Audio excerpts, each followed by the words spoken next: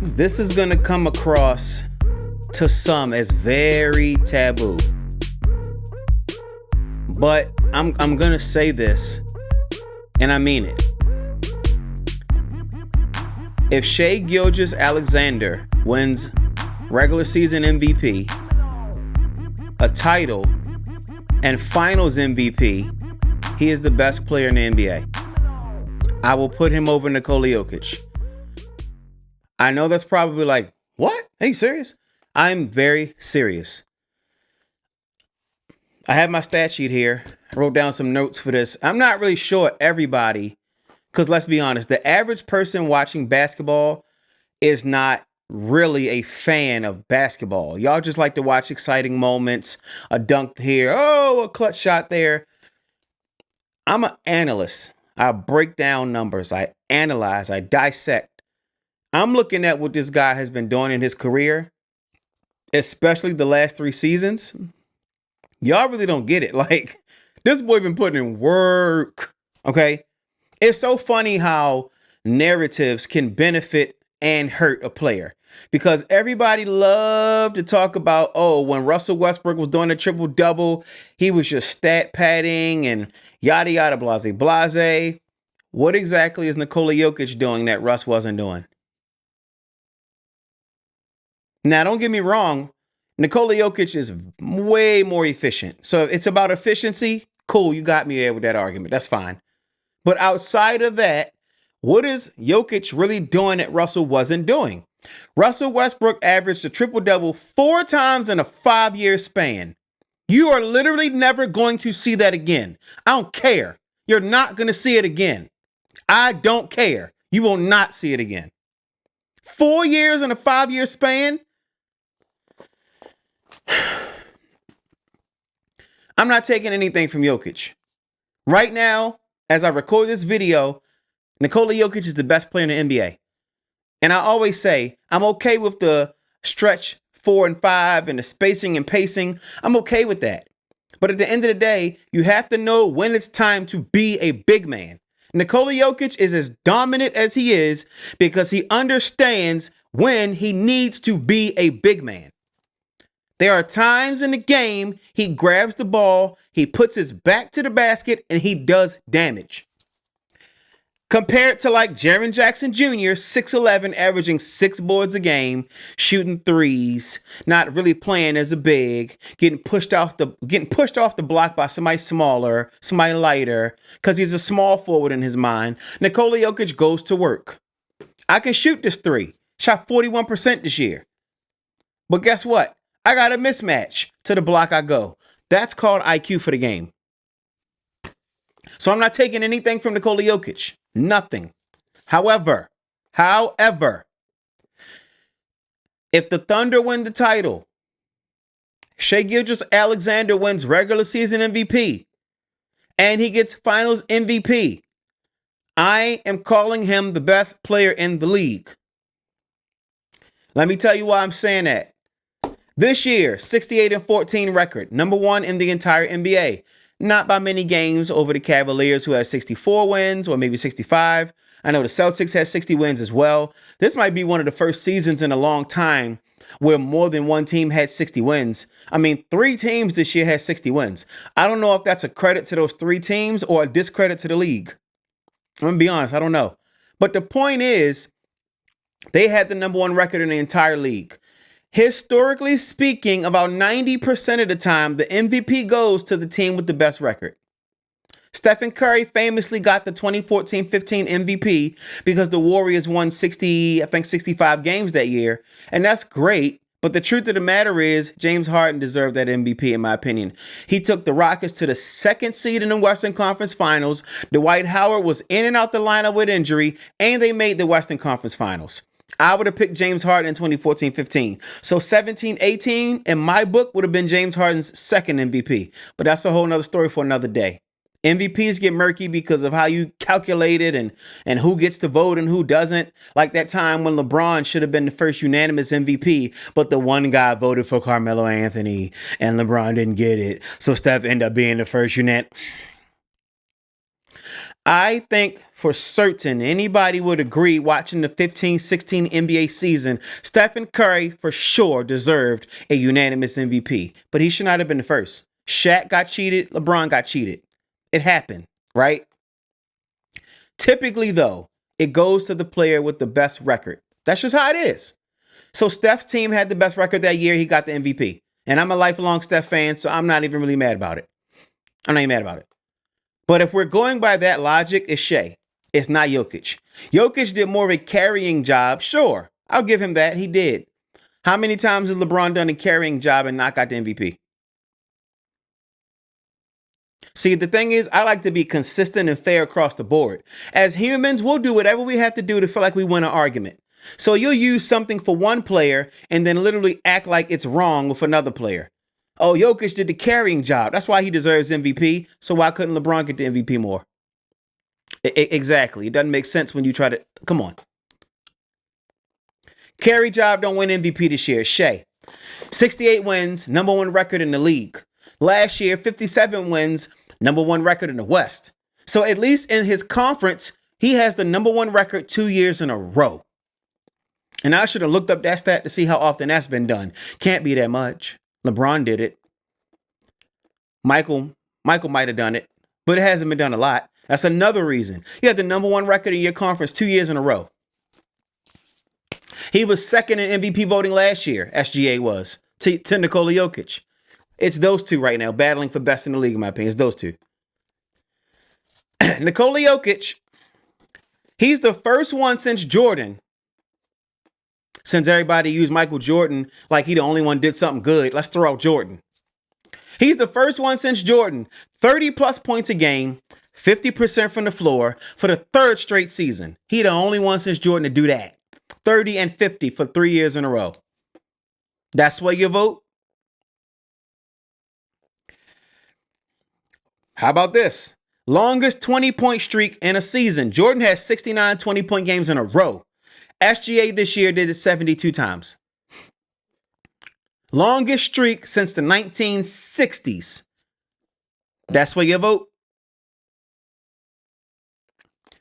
45 plus 30-point games in 3 straight seasons. Only players, SGA, Jordan, Wilt Chamberlain. That's where you vote. In the 2022-2023 season, this is 2 seasons ago. First player since Jordan, 30 points a game, 4 rebounds, 4 assists, a steal, a block, and shot 50% from the floor. Him and Jordan are the only two to do it. If Nikola Jokic. If Shai Gilgeous-Alexander wins a regular season MVP, an NBA championship, and a finals MVP, he will be the 12th player. Matter of fact, I'm sorry, he will be the 11th. He will be the 11th player in the almost 80-year history of the league to do it. 11 people in 80 years? I guess that won't sway your vote either, huh? SGA's MVP. And if he wins a title and an MVP, I'm sorry. I'm putting him on the throne at least for a season. Because we got to see what he does next year. At least for a season. Because last year, they had the number one record in the West. They lost in the second round. They're already in the second round this year. They tapped that ass against the Grizzlies. Tapped them. Not to be funny, the Grizzlies didn't have anything coming. New coach. The bigs don't play like bigs. Zach Edey is new. Desmond Bane needs the ball more. Ja Morant did everything he could do. Shout out to Ja. They didn't have anything coming. I picked them to beat the Warriors, which means they would have been facing Houston. To me, that would have been a much easier series. Houston's great. They're second, but they're young. Is what it is. It happened how they happen, right?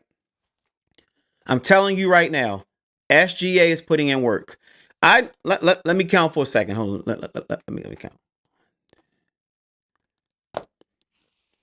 I just named 4 things he's the only person to do since Jordan. 4.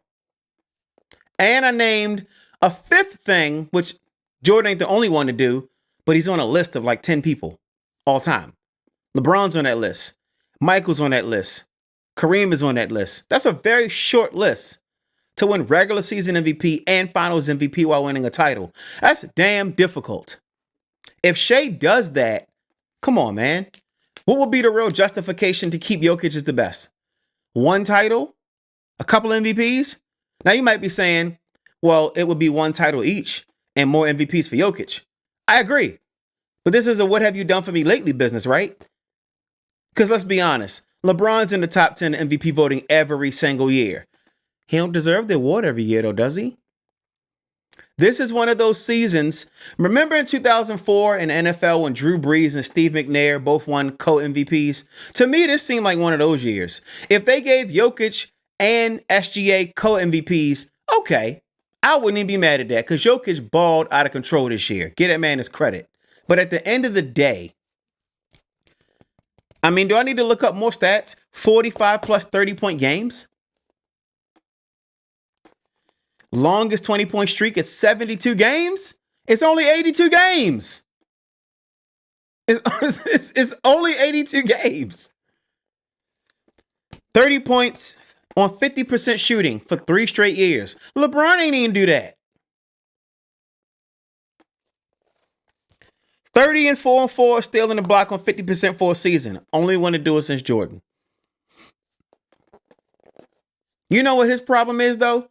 SGA is just like Jason Tatum. Boatloads of talent, quiet kid, not a whole lot of swagger to latch on to.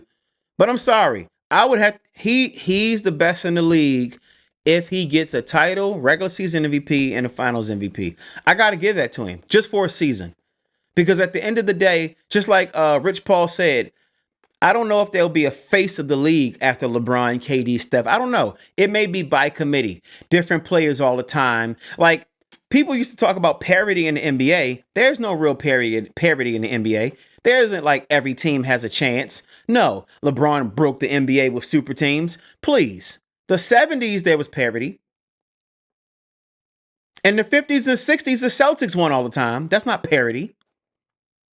In the 80s, the Lakers and Celtics won 80% of the championships. That's not parity. That's dynasties. In the 90s, the Bulls and Rockets won 80% of the championships. That's not parity. Those are dynasties. In the 2000s, the Spurs and the Lakers won 70% of the championships. That's not parity. Those are dynasties. And in the 2010s, LeBron went to 8 straight, 10 total, and Stephen went to 7 and won 4. That's not parity. Those are dynasties. So the 2020s is probably only the third real decade in the history of the sport where there's parity.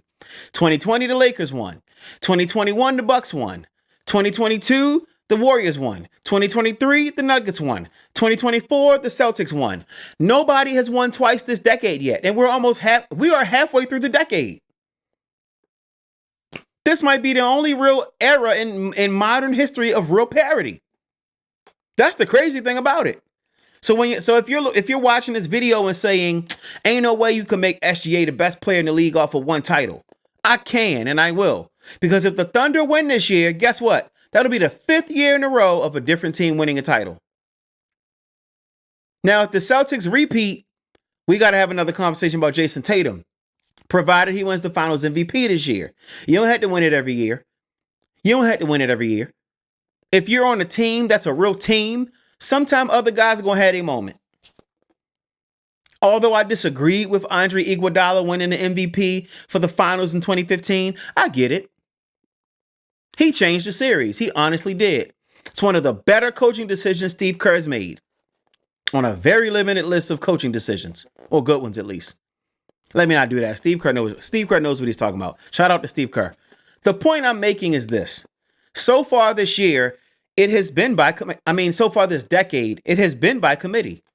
You have not had one single dominant team this year with one single dominant player reigning over everybody. The last era for that was really the last decade, the 2010s.